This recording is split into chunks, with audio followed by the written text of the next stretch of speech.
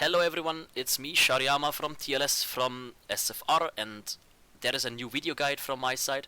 A friend of mine just informed me that I forgot about a part of defending some stuff, and I wanna go with this video about how to use tactics of a tower, what tactics you can do in, how are they made, how can you put them in, how will a tower upgrade from paper to tier 3, and what are the difference for the server. So I hope you enjoy the video, you hang out, you leave me a comment, and be sure to join the stream sometimes. Be sure to come on my YouTube channel and hit the subscription button, and be sure to come to the Discord to get some of our giveaways or give some of our follows up on the stream and keep me going on what I'm doing at the moment.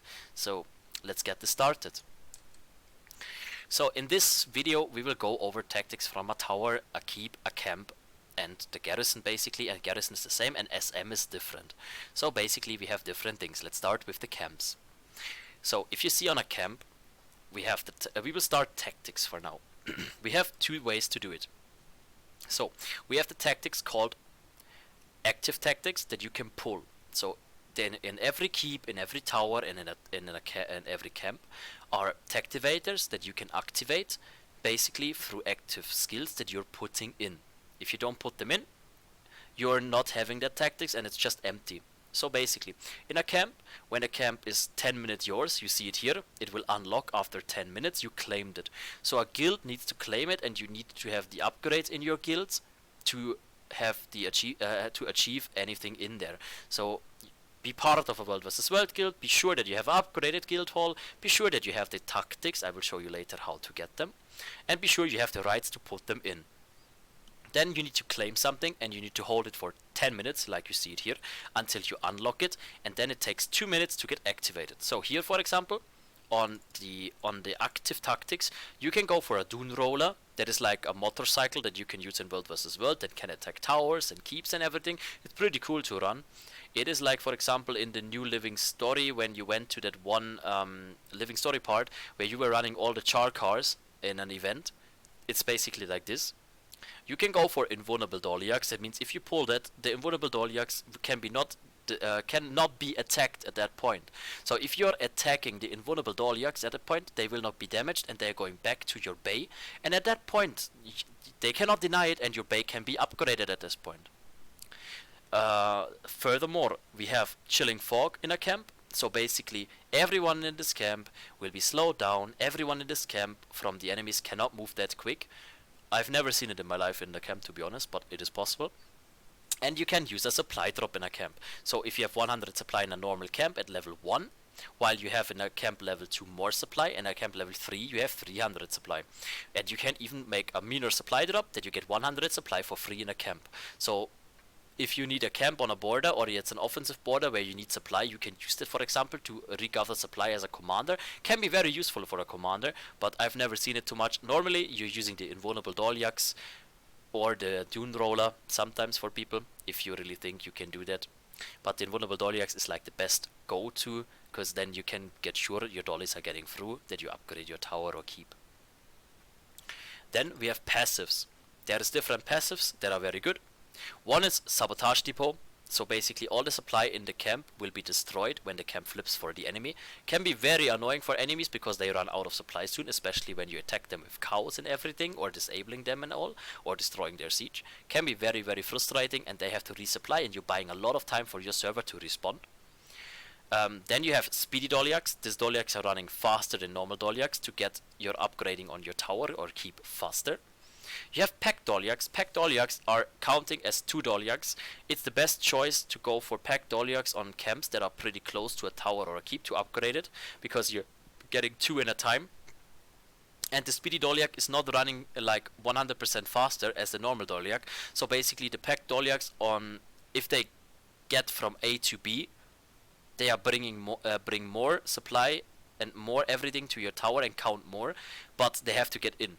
So for example, if you see here in the north camp, no one ever would place Packed Doliacs, because you have to run a huge way into the garrison. So it's better to run Speedy Doliacs there, so they can get less caught, and you can also run with the Doliacs to support them to run faster. I will just go out of the bay really quick and show you that one second with the Dolyaks. Like, it's called escorting Dolyaks. There is also a achievement that you can get in World vs. World by killing or escorting Dolyaks, so be sure you have this achievement. So let's see, this dolly is coming now. Look what is happening, guys. I'm going to Dolya and I'm speeding it up now. The Dolyak is getting now a buff around it, and you see it here. Protected Caravan activated when allied players are nearby. Reduces incoming damage and conditions by 90%. So basically, at the time I'm around the Dolyak and supporting the Dolyak, I can speed it up depending on what class. For example, Revenants are very good because Revenants can give perma-pulsing swiftness and they can give super speed, same as Tempests for example. Or Guardians can also do good stuff. And you can escort the Dolyaks to get them faster to your keeps and safety to your keeps or towers to get them upgraded. So that is something that is pretty cool, and that is something that you should do if you have time for it and you didn't have the achievement. And also for guild missions, sometimes it's needed. So basically, then we also have the Armored Dolyak. Well, it has more health and toughness and whatever, but if a Zerg wants to kill a Dolyak, they will kill the Dolyak, so it's not really usable. Normally people just use the Pact and the Speedy Dolyaks depending on the position of the camp, and they try to escort the Dollies to get the stuff better going. So always be sure to claim the camps when you cap them, always be sure to claim any tower or something to keep the tactics going, because it always takes 10 minutes that towers will be active at the end. Pretty important, guys, so keep it going like this and just put your tactics in and support your server. It doesn't matter which guild claimed a camp, a tower or keep, everyone can put in the tactics, but if someone puts in trash tactics, just the guild that owns the camp, the tower or the keep can change the tactics at the end. And the person from that guild needs the right from the guild leader to be allowed to change tactics or put tactics in. So always be aware when you want to put tactics in somewhere. Just ask before, maybe there's a more experienced player, or you're looking it up, or you're seeing it in my video now, that what tactic you should put in, because if you put out the wrong tactic in, it can be very devastating for people. Okay, then we look into a tower now. A tower is basically different. You can put in way more tactics into a tower, because you have tier 1, tier 2, and tier 3. So basically, after 10 minutes, I think it was 10 minutes, wait a second, I will take a tower that is not claimed. Do we have anything what is non-claimed? I think everything here is, here it is. So, yeah, here we have it. And after 10 minutes, tier 1 gets activated on a tower. After 30 minutes, a tier 2 gets activated, that means 20 minutes after tier 1. And after 1 hour holding a tower, when you claimed it, we didn't claim it here. For example, we were holding it for 1 hour, but we didn't claim it, so it's pretty bad from our side. You get tier 3 tactics into a tower. What can you put into a tower now, and what are the different things? Let's go over it really quick. So, we have on active tactivators, Chilling Fog or Supply Drop. So, it's up to you now. Do you want to have Chilling Fog when you're getting attacked, or do you want to have Supply Drop when you want to have more supply on a border? Basically, when you have reset and you are low on supply and everything, it is better to have a supply drop. If you want to have more defense because you're getting attacked, the Chilling Fog can be helpful for everyone, because the enemies cannot move that quick and you can just outplay them by movement, and movement is very important. Then, as a passive, at that point, you can take Sabotage Depot or Hardened Gates. I don't have Hardened Gates in my guild at the moment, so you don't see that. So either you take Sabotage, that the tower has no supply when enemy cap it, to slow them down, or you're taking Hardened Gate, that the gate is taking less damage from enemies that want to out-attack them. If any enemies out-attacking the tower, because they 1-1-1 or trash it, and on the gate, it is faster open when there is non-Hardened Gate, and it is less faster open when there is a Hardened Gate. So it's up to you guys what you want to decide. You want to slow enemies down with the Sabotage, what is highly recommended, or you're going for a Hardened Gate. Then we have here our good old banners. Okay, there is a Centaur banner. It's a nice toy, but pretty useless in my opinion. There's a Turtle banner. Turtle banner is really strong if people know how to use it, because it can CC and heal and boon really well. And there is Dragon banner. The Dragon banner is the go-to. Do you have it in your guild? Do you can place it? Put it in. Dragon banner in World vs. World is freaking OP. If people have this and people use it in fights, it is really insane. Dragon banners are just insane DPS in fights. So Always leave it for people that want to use it, leave it for people that know how to use it, and keep using it, because the Dragon Banner is OP as fuck. Then you have Hardened Siege or Iron Guard. So either you're going for 50% less damage on your Lord, that means the enemies have to deal way more damage on the Lord to finish it. I sadly don't have this tactic at the moment. Or you're going for Hardened Siege, that greatly reduces non-siege weapon damage to cannons, mortars and oil pots. So basically the enemies need a lot more time to clear oil and mortars and everything else, but not traps, ACs or something that you're throwing. Just a static defense of a tower or a keep that is in there already. So think about, normally Iron Guard is way better than Hardened Siege, and if you have an Iron Guard, put it into the tower or keep. It is your people will thank you at the end. Hardened Siege is something no one wants. Even when it takes longer to clear stuff, the Iron Guard is way more worth, because the Lord is dropping way too quick when a full blob is hitting it, and then you don't have that much time to respond, if it goes to that point. Then we have Emergency Waypoint or Invulnerable Fortifications. The Emergency Waypoint is a waypoint in a tower or a keep that you can take when the normal waypoint is gone or the tower has no waypoint. You can just decide to pull that, and then you can portal into that tower. It doesn't matter which border you are, but think about it, when you're on a different border, maybe port to spawn on the other border first before you take the EVP, because the loading time will be pretty big. And always think about when you want to pull it, because when the enemy blob is on it, you will be not able to do anything and you will instantly die.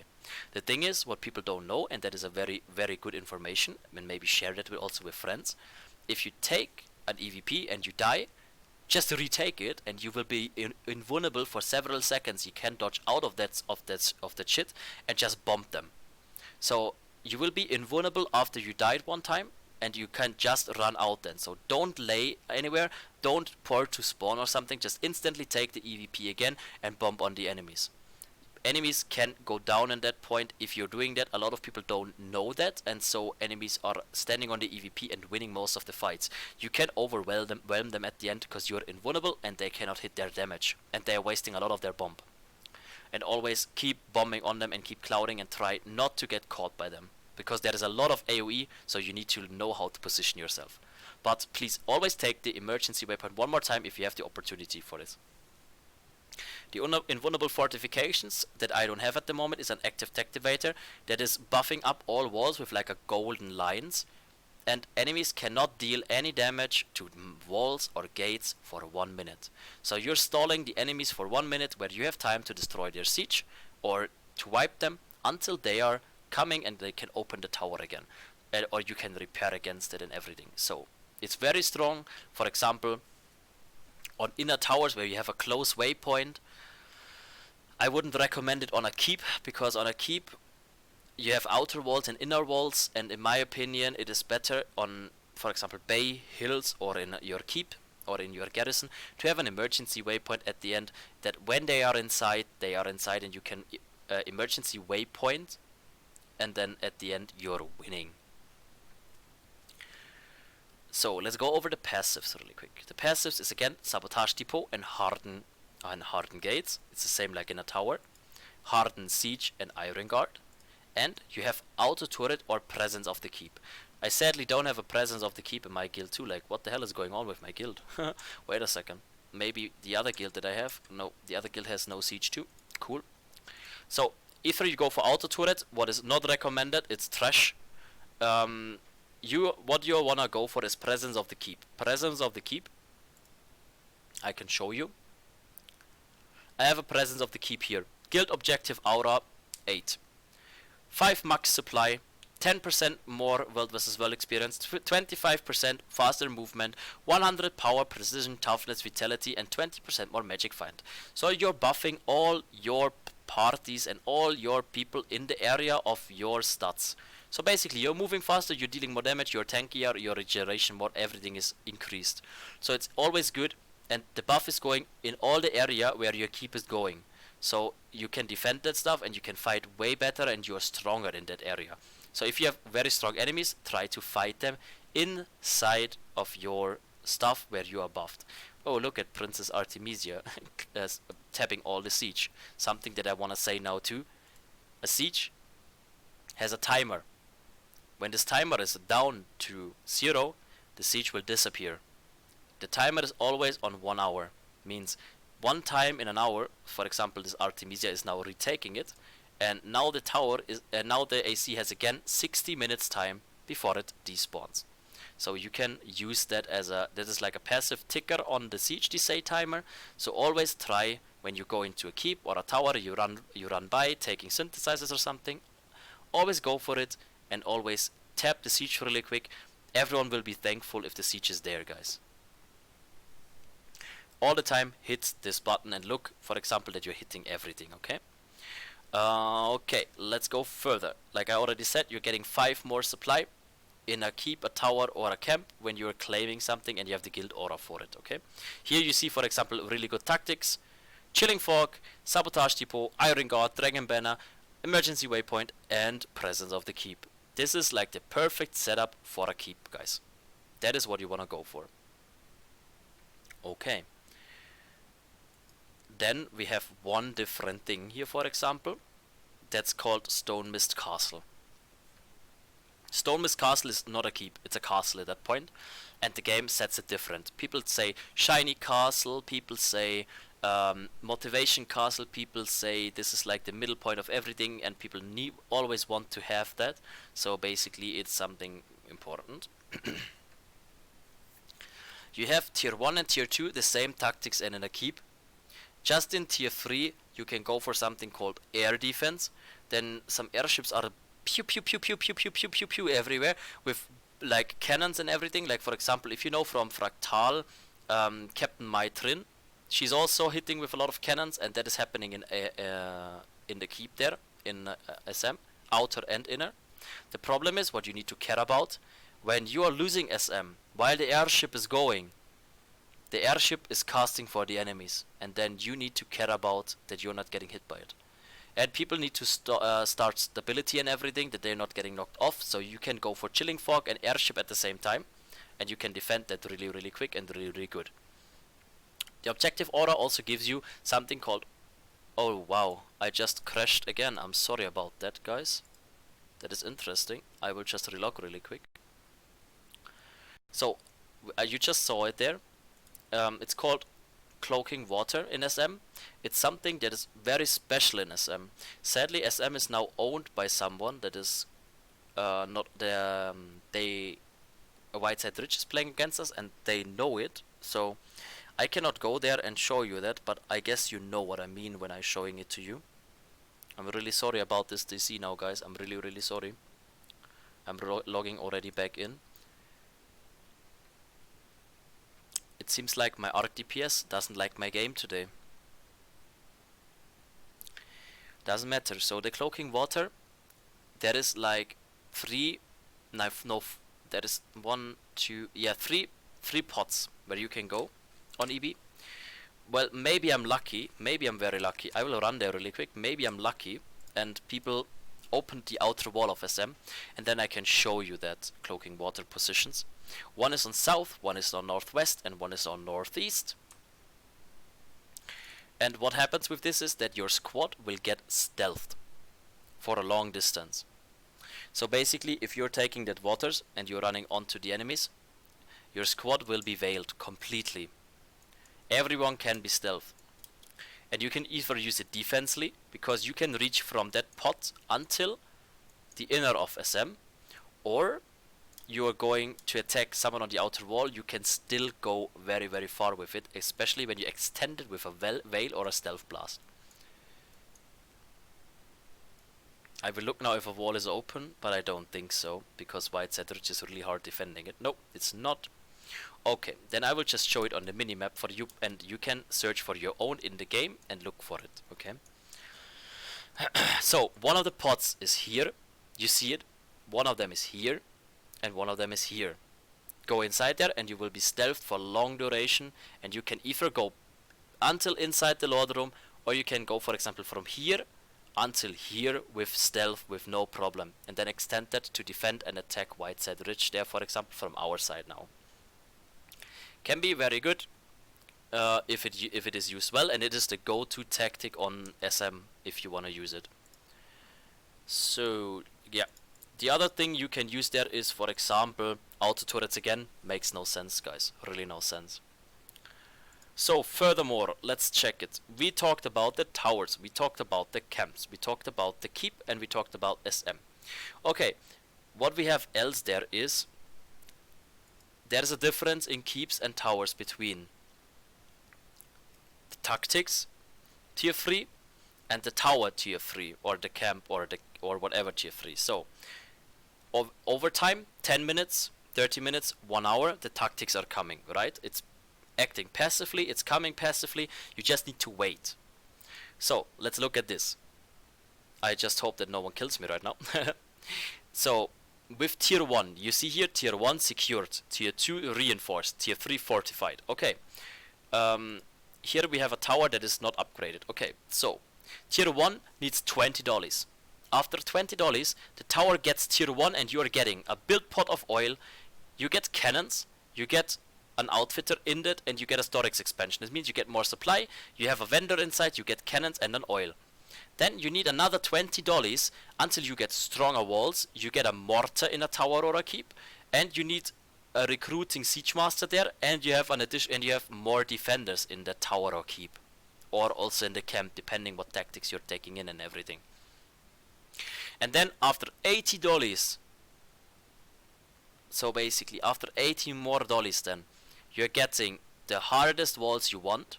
You're getting recruiting patrol, that means even more of the NPCs, plus a guard training that the NPCs are stronger, and you get another storage expansion. Means for you that either the keep is getting the same, plus keeps are getting a waypoint. So there's a difference between towers and keeps.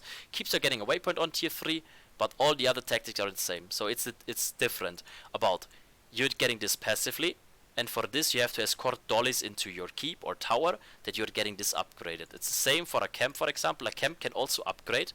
You get caravan guards, that there is guards around the Doliak. You get more guards, you get a patrol, and you get guard training there also, plus storage expansions, like I told already, 300 supply at the end then, right? So upgrading and putting dollies inside of something is really good. And here you see 20, 40, 80 is the same everywhere. You need to escort the dollies there, and then you're getting your tower either tier 1, tier 2, and tier 3. With tier 1 you get cannons and oil, with tier 2 you get mortar, and with and harder walls, and with tier 3 you get the hardest walls, plus your waypoint in a keep, for example, and additional guards. So that's it about the tower defense, I would say, at the end, and that's it about the tactics you can put in. So let's go over it really quick, how you can get those kind of tactics and how you can produce them. So there is several ways. The first way is you're playing World vs. World, and every few minutes, I'm at tier 0 participation now, you need at least tier 3 participation to get pips, and every time you level, for example, you're going for a new chest in World vs. World from the, here you look, here, you need a lot of pips, and then you get a chest, and from that you get skirmish chests. With this skirmish chest you can choose a lot of stuff. For example, what I'm going now, I'm going for improvement and tactic pack. I'm opening now 5 chests of them, because I don't want to use all of them, and then I use them all, and now I have tactics here inside. Okay, I have 1 iron guard, so I'm double clicking it. I have a turtle banner, it's like Christmas, guys, right? And then I have all the other tactics, I'm just putting them in. So now my guild has all these tactics in the storage to use. This is the easiest way for every player of a guild to contribute into how to get siege into something, or how to get some tactics into something. So now I could put tactics here, for example. See, I have an iron guard now too, 1 time. The other way is I have to relog there now, sadly. So relogging really quick, guys, because I have that on my different character. I'm relogging now on my Tempest for you guys. So there is a job in the guild hall named Scribe that you have to level up over the guild hall, and that is growing with the guild hall. And you can do a lot of stuff from that side, and you can have, you should have it if you are in World vs. Well, at least one of the guildies should have it, because you can produce a lot of stuff for World vs. World, and you can also produce guild siege for defending towers. Guild siege is as strong as superior siege by costing less supply. So basically you can, for example, throw a ram that is as strong as a superior ram for 40 supply instead of 50. You can throw a trebuchet, a superior trebuchet, from the guild for 100 supply instead of 150 supply from the superior one. You can throw alpha golems for 50 supply instead of 100 supply. So it's something that is a lot worth, and you can be thinking about what do you want to do at the end with it, and you can say, hey, we want to save supply, so let's take some more of our stuff from the guild siege. Guild siege is a lot to do, I would say, at the end, and people should work together there. And I will show you now really quick my scribe. This is the guild hall of TLS. Welcome guys inside of it. It's full of siege and everything because we are a world versus world guild. Shout out there to my guild hall manager, Ning on one side, he's my co-guild leader, and Asso, she is the guild hall and mission leader of my guild. Shout out to both of them. So here now you have the scribe station. I have it on 400 already, that is the maximum. Here you have the schematics of the world versus world claiming. So for example, I can make a guild siege golem blueprint. For that I need badges of tribute, I need alpha golems, and I need orchicalco. Just to show it to you guys, I will go through that now really quick. How much do I need there? I need one. Okay, let's make one really quick. Wait a second, this is siege. I don't want to make siege. I want to make something else for you. Sorry. Okay, let's make one of these.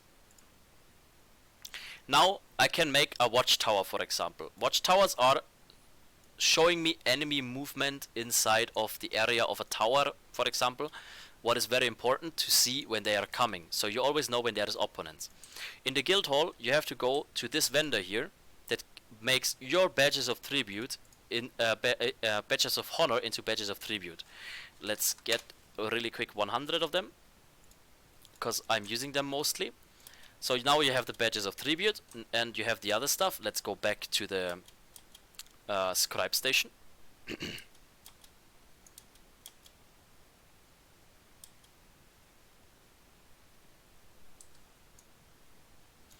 So let's go back to the scribe station, and then we go for, let's hope we are finding that again.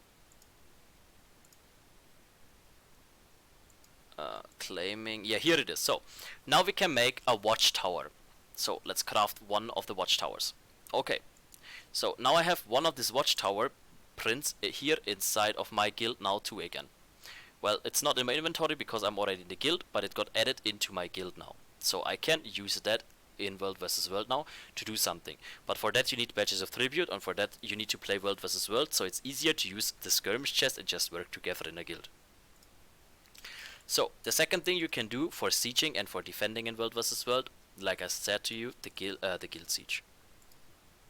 So you guys can make, for example, here I will, it's consumables maybe, no, wait a second.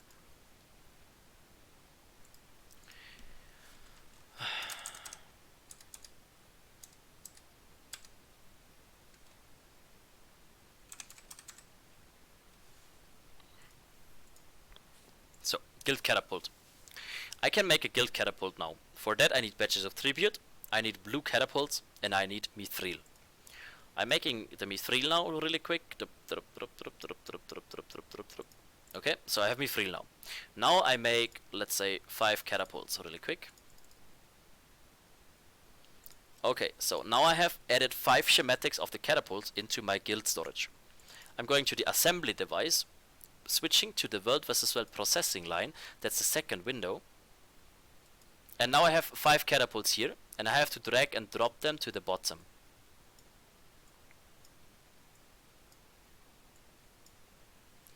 So now the guild hall is creating that siege. Like here also people need to work together because it takes a while to craft them, and it's annoying when one person has to do their own all the time because it doesn't go faster. So you can put it in, and then it gets added into your, if you open your guild and you go to your storage, you have your banners, you have your ascended food, you have your misc, and then you have your siege that you can use. And the siege from the guild you just press with the left click, for example, and now I have it in my inventory, the guild siege here, for less supply and more stuff to do. So I hope I could help you out with dollies into your tower about tier 1, tier 2, tier 3. I hope you're understanding more about the passives and active tactics in a tower now, and you're not using them too badly for your server. I hope that you understand how to use the tactics, and you know now how to create them with skirmish chest or through the guild hall. And I hope you liked the video. You can leave me a comment on the bottom, and have a good time, and see you on the next video. Thank you for watching, guys.